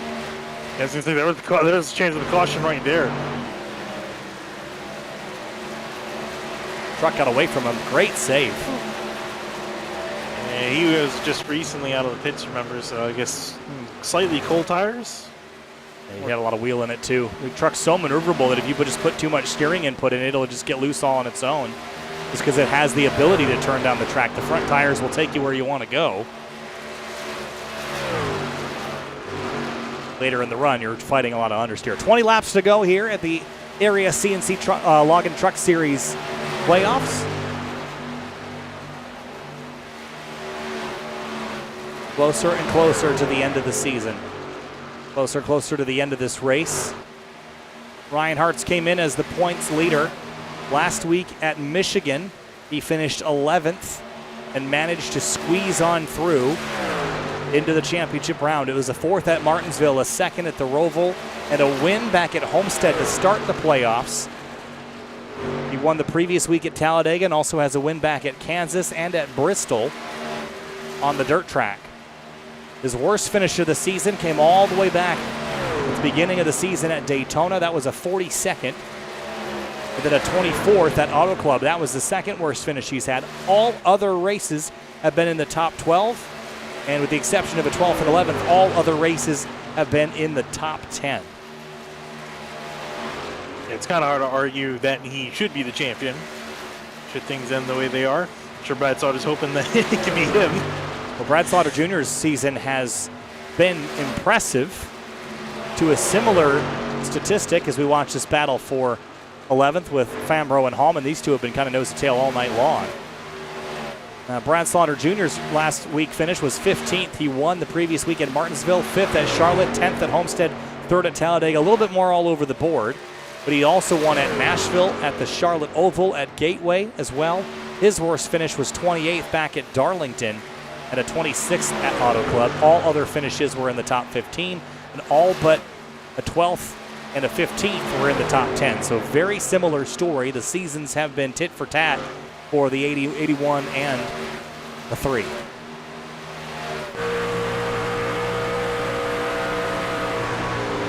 Oh, trouble. Contact there from the 54 and the 42. A little bit of a contact.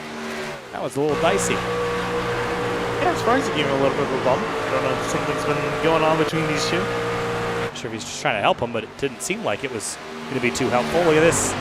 Ryan Hart's up to Paul Irvin. Still trying to hunt down not only the championship, but the race win as well.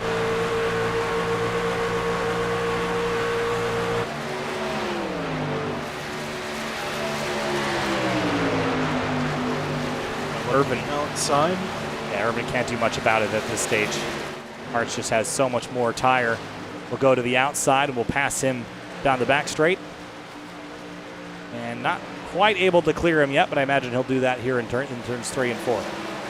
Yeah, not as big of a dult on their tires, but still enough for Hartz to have fairly easy work as Irvin gave it his best shot trying to hold up for 3, but the outside line and fresher tires prevail for Hartz as he now sets his sights on Cameron Hearn, race leader, 2.3 seconds up the road. And watch this gap, top left of your screen here. This gap is just going to continue to fall. 2.2 seconds. Once they get to the corners and Hartz can use that tire advantage, watch this gap continue to come down. 2.24 entering the corner, 2.14 mid-corner, 2.07 leaving the corner, 0.2 gained in one end of the racetrack alone.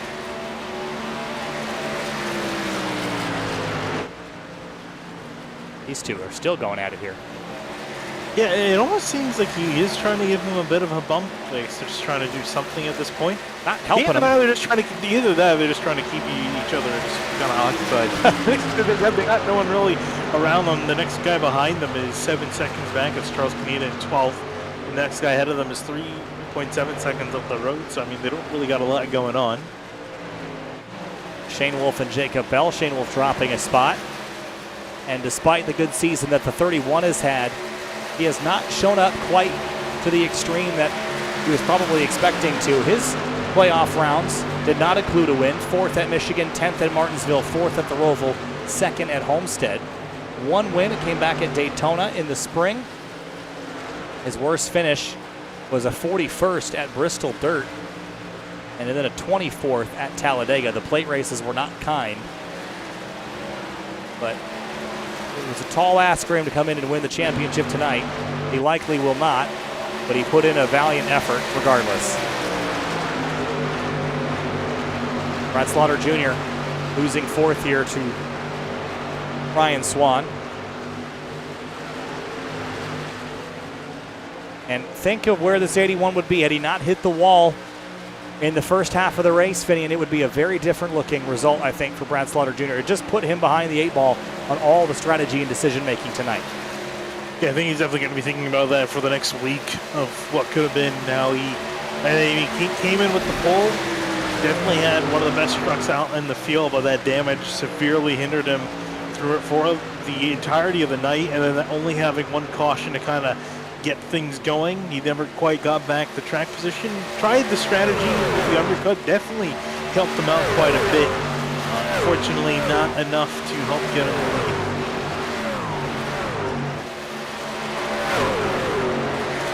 lead. For the race lead, Cameron Hearn has it.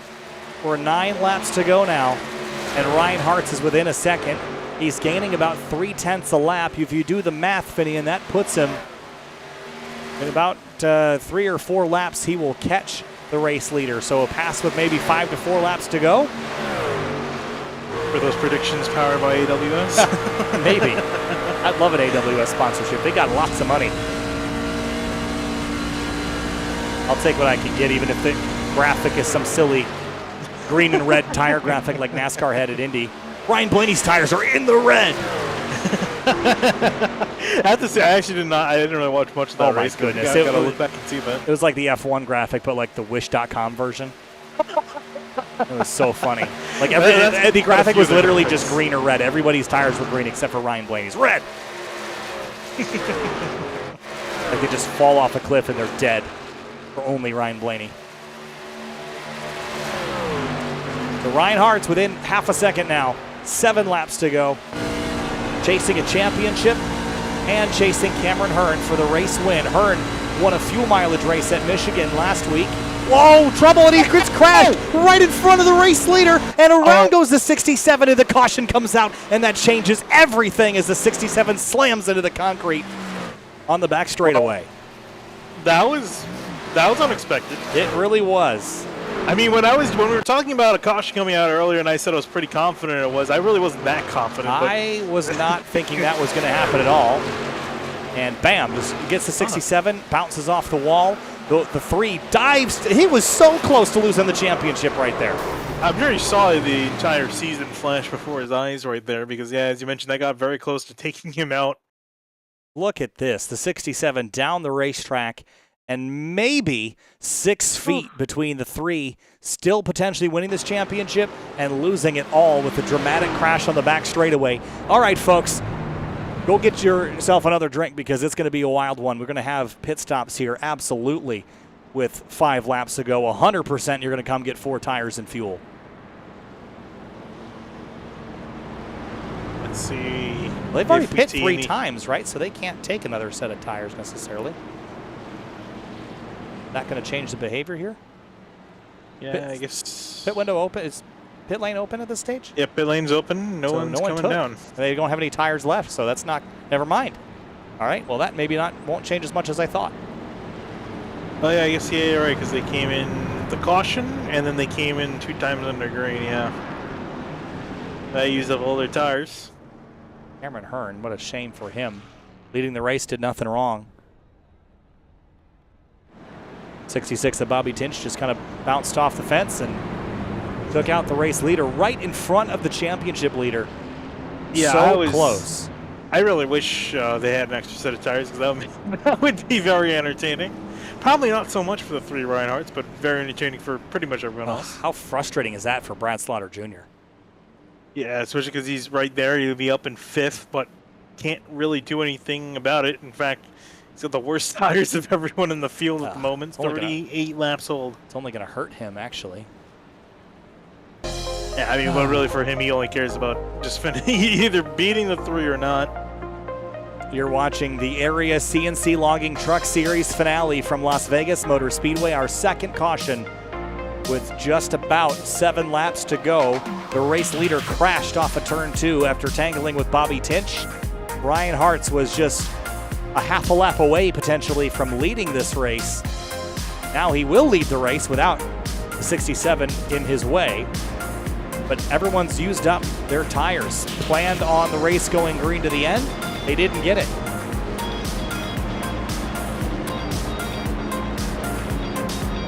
That resets a lot of things. Yeah, slowly and come across the line 2 to green now this time by. We should have 2 laps to go.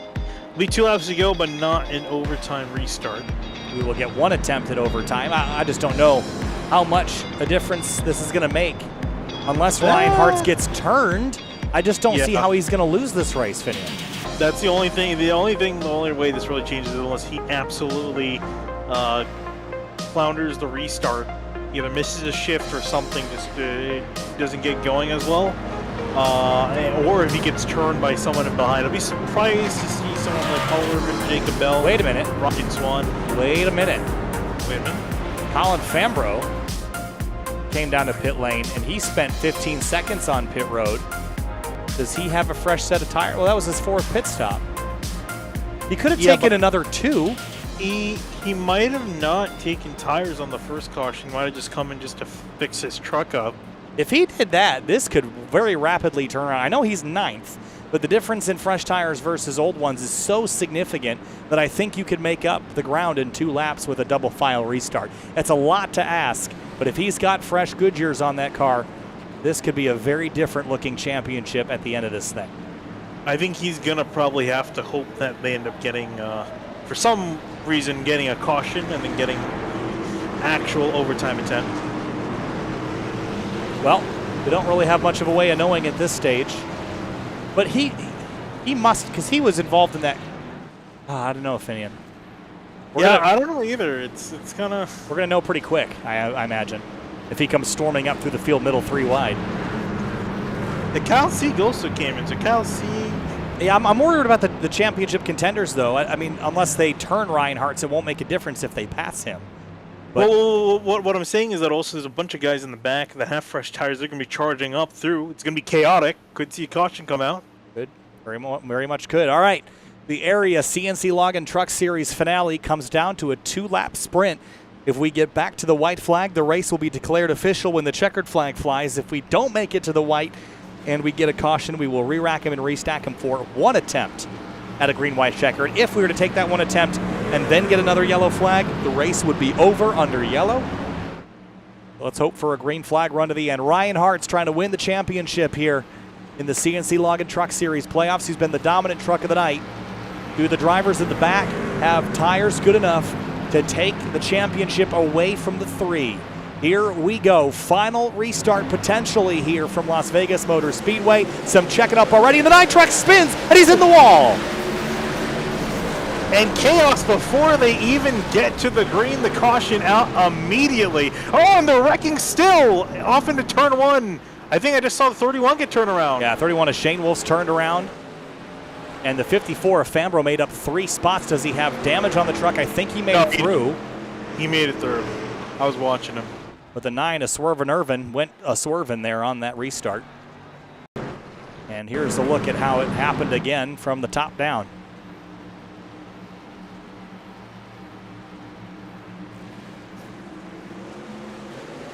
Just loops it, bounces off the wall, tags a couple people, then up the road.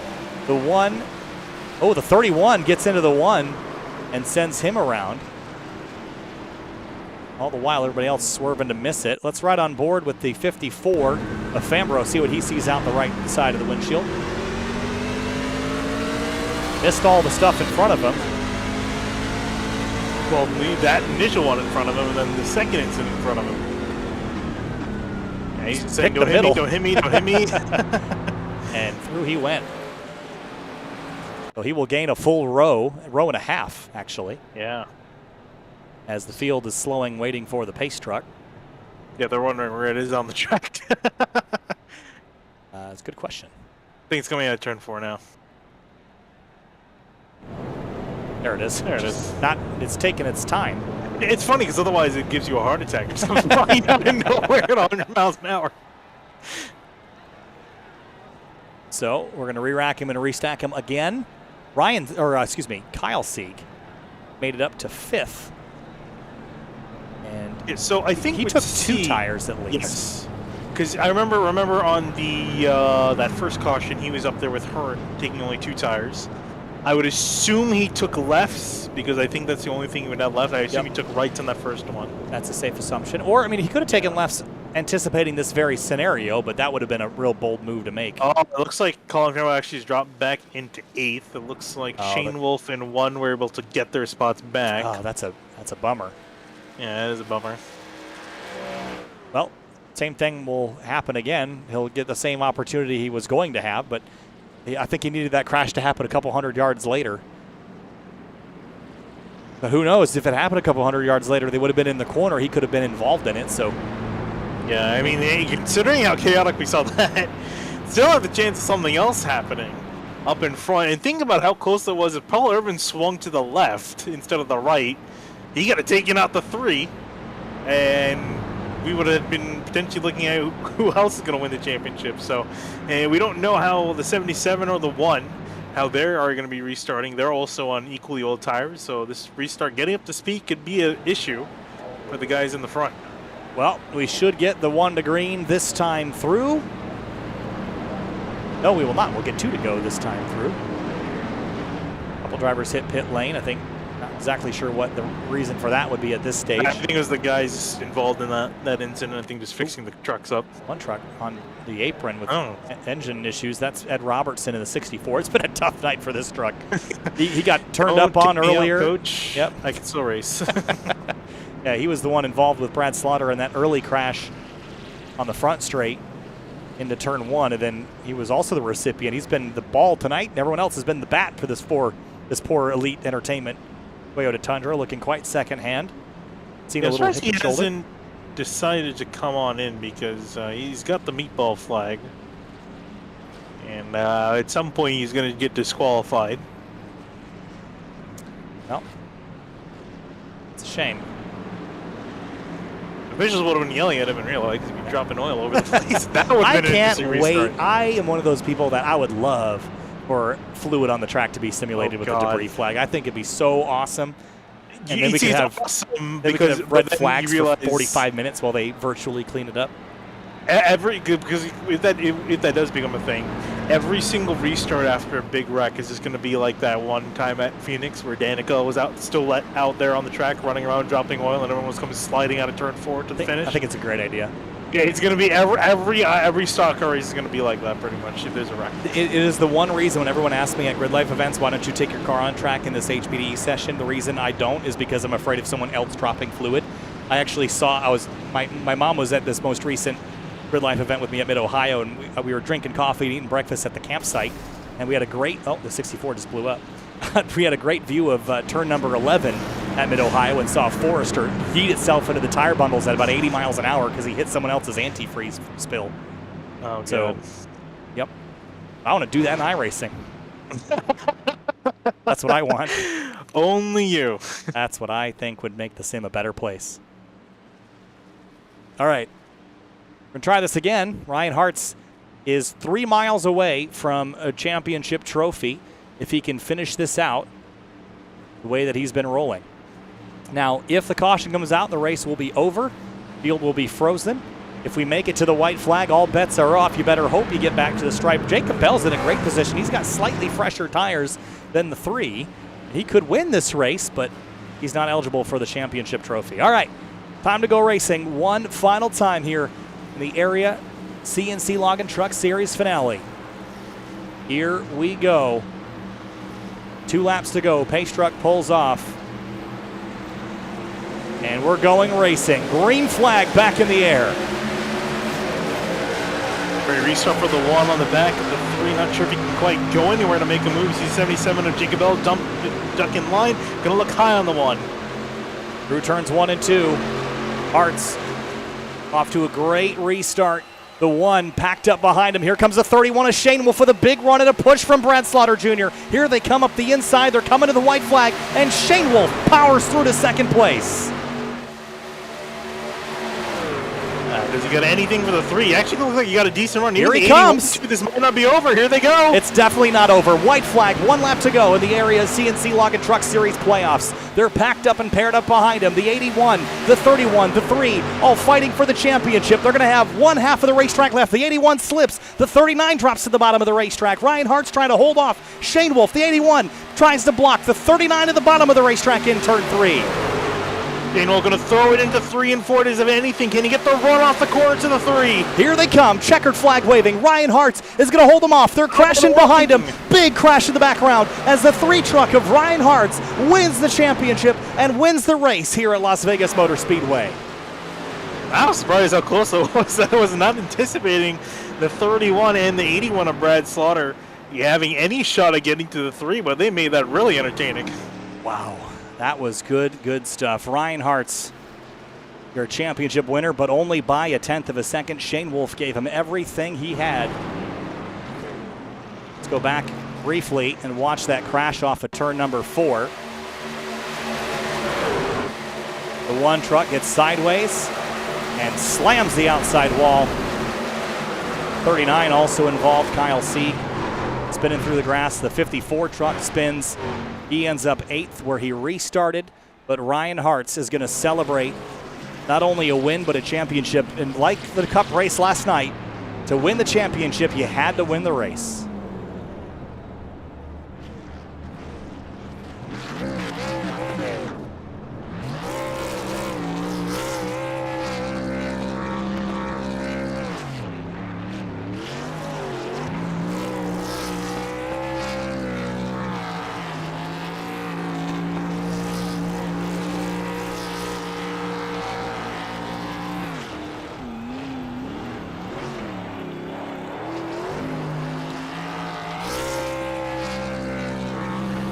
Have a look at the race results. Top of the board, Ryan Hartz wins the race and the championship there. James Shainwolf, a late surge. It's not quite enough to win, but he will come home in second in both the season and the race. Charles Canedo, how about that for the 97? Ends up third place after not a great qualifying effort. Brad Slaughter Jr. a little bit shy in fourth. Yeah, and same thing with Brad Slaughter too. Just came out of nowhere to the end, tried to give it his all to get past Shainwolf and past Hart. Didn't quite have enough. You can only imagine if he had fresher tires what those two could have done for the number 3. Kyle Sieg, AJ Roderick, Jacob Bell in behind there. Bell, unfortunately, because he got a great start, just couldn't quite do anything. Colin Fanro going to finish back in 8th. A little bit disappointed. I was surprised you didn't see a little bit more of him at the end with Hullman and Tinch running out your top 10. Yeah, the Elwood Designs white flag was a wild lap, and Shainwolf just a little bit short. Here's a look at page number 2. Matt Cochran, Ryan Swan. The one had a great night, ends up 12th in that last turn crash. Paul Irvin and the 67 to Cameron Hearn. An unfortunate night, unfortunate finish for him given how strong he was until the late stages of the race. Yeah, I was really surprised to see that wreck at the end. It definitely didn't deserve it. Should have at least gotten a second or third place had things gone normally.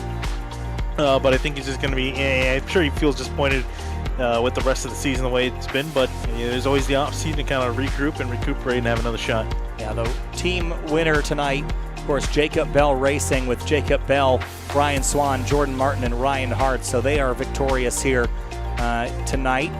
And, of course, James Shainwolf in that 31 team, they came up a little bit shy for Elite Entertainment Gaming tonight. Cameron Hearn could have also won the race, but Ryan Hartz is waiting for us. We're going to wait one more minute to get a couple more people to talk to here. One last look at your race results, though. Hartz, Shainwolf, Kaneda, Brad Slaughter Jr., Kyle Sieg in your top 5. A good run for the 39 as well. He was always in the mix. AJ Roderick and Jacob Bell on the last lap kind of fell down the list, but he could have won that race had things gone a little bit different. Yeah, absolutely. I'm sure he's definitely wishing that things could have gone a little bit different. And I'm sure for the 3, though, happy everything played out exactly as it did. I'm sure he probably wished it might have been not as exciting there towards the end. All right, so let's bring in our championship winner, the 3 truck driver of Ryan Hartz. We're also going to bring in David Weishart from area, and we'll bring in Garrett as well here. First of all, Ryan, congratulations on your championship. That was incredible. Take us through the entire race, the strategy that played out before we have the series present you your trophy. Tell us about the race and your season leading up to that, and then that final restart where you had to hold off Shainwolf and Slaughter Jr. Oh my God, guys, thank you. The race, at the beginning of the race, I started in 7th, and I was like, well, I don't know if I'm going to have the best or the fastest car tonight. But, I almost went up to the lead around like lap 6 or 7. And I was about to pass Brad for the final 4 lead. And I was thinking to myself, wow, maybe I do have a shot at this if I can make up these many spots. And I was just hanging around Paul Irvin. And I was just staying behind him. I tried to pass him, but he would just cross me over. So I decided just going to stay behind him, let him burn his stuff off. And after that, my car was just a rocket ship. I could put it on the bottom, I could put it in the middle. And it was funny. There was one cycle of pit stops where team owner Jacob Bell said, once you get into the 32-second brackets, you should pit. And I'm like, I don't hit the 32-second brackets. That's how much I liked my truck tonight. It was bad fast, and that pretty much sums up my whole entire season. And that final restart, I thought I had it in the bag because I didn't think anyone took tires, but Shainwolf kind of proved me wrong and made my heart rate go up. I didn't think he was going to be that close to me coming to the white, but luckily it was only a 2-lap dash and I was able to get the win. But what an incredible season by this 3 truck. 5 wins, a lot of top 5s, and I get to do it with the best team in the series, Jacob Bell Racing. I can't thank those guys enough for all the support they've been giving me every single race, and everybody putting in the practice. And it finally paid off because I did not think I was going to be able to get this win tonight, because Las Vegas typically isn't my best mile and a half, but I made it work for damn sure tonight. We brought in David Weishart to present you with the 2022 championship. David, take it away. Yeah, first off, I just want to thank all the viewers this season for tuning in, and all of the teams and drivers. that show up to race every week. Without them, obviously, we wouldn't even have a league here. And obviously, in regards to Ryan, we've had a very challenging, difficult schedule, as you know. And anybody that won the championship, it was definitely going to be hard-earned and well-earned. And you've obviously proven you perform at the highest level at the most crucial times of the season. And just on behalf of everyone at Area, the series sponsor CNC Logging, I'd like to present you as the Season 2 Truck Series champion. Congratulations, man. Thank you, David. Appreciate that so much. All right, well, congratulations, Ryan, and it was a great season, a great playoffs, especially for you, and a couple wins to round off the season. Your 5th one is the one that brings you the championship. Congratulations, Ryan Hartz from Jacob Bell Racing. Ryan, enjoy this one, and we'll see you around next season. Thank you, guys. I'll be here. All right, and thank you, David, as well, for presenting the championship, and have a great night. All right, thanks, you too, man. Thank you. We'll move on now to our second place finisher in the race and second to the championship. James Shane Wolf comes home in second place, a little bit shy of the championship. That late race yellow puts you in a great position, James. Take us through that final restart and the wild racing we saw with you, Brad, and the others around you. I didn't think I even had a shot at it. So to be able to get to his bumper like that was honestly beyond my expectations. We were talking in the team chat. I told all my teammates that I had no shot to win the race, that I was just racing Brad there for second in points, and to be able to get propelled out like that and get a good restart and be able to actually have a shot at him was incredible, man. I'm not gonna lie to you guys, if I was able, I sent it down into 3. If I was able to get a bigger run, it would have, I would have gotten into his back belt for a little bit, tried to nudge him up the track. But congrats to Ryan, man. Drove his ass off. He had a great season. 5 wins on the season, man. He definitely deserved it. The whole JBR team as well. They did a great job. Well, they did, but so did you as well. I know that race was a little tough. How much, we see a little bit of damage on your truck from any of that contact early in the race. Was that impacting your running at all? It certainly seemed like a little bit of contact hurt the 54 and the 81 a bunch. How much was that impacting you, or was it just track position and the struggle to move forward? Honestly, it was my own mistakes. That contact with Brad didn't affect me any. I went into pit lane, the first pit stop, and unchecked my tires, and it still gave me right sides. So I was down instead of right side tires. I was out of tires at the end there. And then with that restart at the end before the green light checkered, when Paul wrecked, he gave me a black flag, and I never got the notification that the caution was had to come out until after I had already hit Ryan Swan and was spinning. When I went sideways, my spotter finally came over the radio and said that this is the final time we'll try to restart the race or whatever. So I hate that happened to him. I hate that Ryan got caught up in that. Dodged a bullet there with getting our spots back, though, for sure. Well, I want to wish you congratulations on a season well run. I know it wasn't a championship, but still you came in with a head of steam and did the best that you could with what you had. So congratulations on that, James, and we look forward to seeing you around again next season. Real quick to my team, to Elite Entertainment Gaming, Adam Caps, Elite Entertainment themselves, Jacob Bell for putting this series on, all the admins, you guys up here doing the broadcast each week, man. It's made the season definitely feel rewarding. I will not be returning to Elite next season. Elite will not be back next season, so I'll be with a new team next season. And I'm excited to get next season kicked off, and I'm glad I was able to at least somewhat represent Elite this season. Well, James, thanks again, and hopefully we'll see you around regardless. James, congratulations. Second in the race, second in the championship. We'll see you around. We'll see you. Thank you. All right, Finney, and that's going to wrap up our drivers and the championship presentation. Still waiting on some team points, but here is a good look at your champion, Ryan Hartz, in the number 3 Lodge Box truck, your Season 2 2022 champion, Finney, and he did a great job. 5 wins on the season, and he just did everything that he had to do. He never really relinquished control. We were a little worried about that decision-making that he had earlier in the race, strategy overcutting as much as he did. But when he pit that second time, he surprised us all with how early he pit, ended up saving not only his night, but continued to lead and held off hard-charging drivers on the restart. Yeah, well, he definitely knew what he was doing. It was, like you said, though, it was a little bit concerning how long he was stayed out that first one. I think he definitely learned a lot of how the undercut worked and how to work it into his own strategy. And then, yeah, just played everything right from then on out. It was pretty much his race to lose the entire night. And as we saw, he kept it up on top and didn't shake at anything. Yeah, just waiting on team points confirmations at this point to wrap things up for the night. You're watching Sim TV. Kyle Heyer, Finney DeCuna with you. Just post-race coverage for the CNC Login Truck Series finale.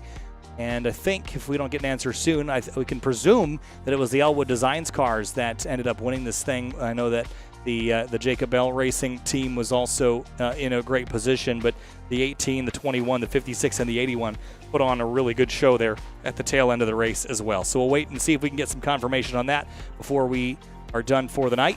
And it will indeed be the Elwood Designs cars. So we'll talk with Alan here in just a moment, Finian. Yeah, really solid job by that team all season long to get themselves up on the top, and it looks like we finally got a handle on Alan Elwood. Yeah, there he is. There's Alan Elwood, team owner for the Elwood Designs Esports team, and you guys are the 2022 Season 2 team champions. Alan, congratulations. What a season it was for all four of your competitors, and I'm sure the points changed around a lot in just that final lap alone, but congratulations, and take us through your season and your drivers. I'm ecstatic. I mean, our guys, put in so much work over the season, and you got to have a lot of good luck to get to this point. And the drivers' championship didn't quite go our way tonight. Brad had some tough luck getting in the wall there and kind of put him behind the 8-ball, but he did what he could with the strategy to try to pull off a stunner there at the end. So hats off to him for at least giving it a shot. But just thanks to Danny Ware, Eric Wineland, AJ Roderick, Brad, all those guys just this season. As a team owner, you can't ask for a better team. Those guys were second to none. And just to defend the title from last season, that was the goal coming into this season. Was if we didn't get a drivers' championship, we wanted to keep the trophy in the shop, and we did that tonight. So hats off to all those guys. I'm super proud. Alan, congratulations. Job well done. Team champion for 2022 Season 2 for the area CNC Login Truck Series. Thanks so much for talking, and we'll hopefully see you around again next season. Thanks, guys. All right, that will wrap things up, Finian, for the night. Just finishing off our 2022 Season 2 Truck Series Championship for the CNC Login Truck Series. Finian, final thoughts on the season. Incredibly competitive night. Fun race that had a little bit of everything, including a late race restart that hurt the 67 of Cameron Hearn. He was leading, but Ryan Hartz ended up holding off and winning the championship. Yeah, absolutely. It's fantastic racing, not only tonight, but all 5 races that we covered here on Sim TV. These guys put on an excellent show, week in and week out, and really looking forward to seeing what the future holds. Well, that'll do it for the Area CNC Login Truck Series finale. Join us on Thursday for the Area Lodgebox Series finale from Las Vegas. Kyle Heyer, Finney DeCuna. We'll see you around next season here on Sim TV with the Area Series. We'll see you around.